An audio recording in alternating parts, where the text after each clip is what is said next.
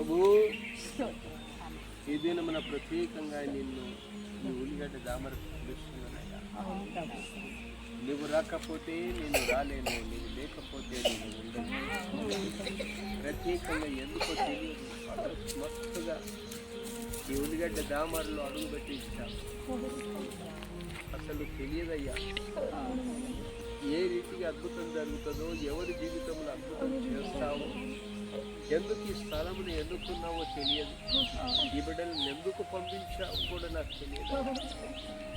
ఒక్కసారి నువ్వు నీ దృష్టి మీరు మీద పెట్టమని ప్రార్థన చేస్తాను.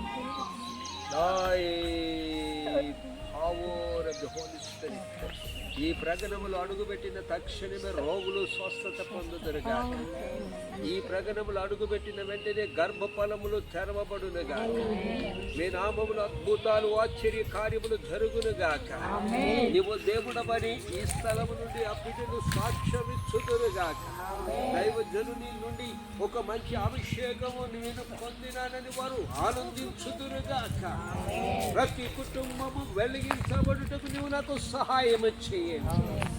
తండ్రి కుమార పరిశుద్ధాత్మ నామమున 21, 22, 23 3 దినములు బైరన్ శైలిని కూడా మంచి వాక్యం అందిస్తున్నప్పుడు, లైవ్లైనను సజీవమైనను యేసు నామములోని సువార్తను అందిస్తున్నప్పుడు అనేకులు విని ఆనందించుటకు నీవు నాకు సహాయము చేయమని, మమ్మల్ని కుటుంబాన్ని ప్రతి హృదయాన్ని మీ స్వాధీనములు పెట్టమని యేసు నామములు అడిగి వేడుకుంటున్నాము తండ్రి.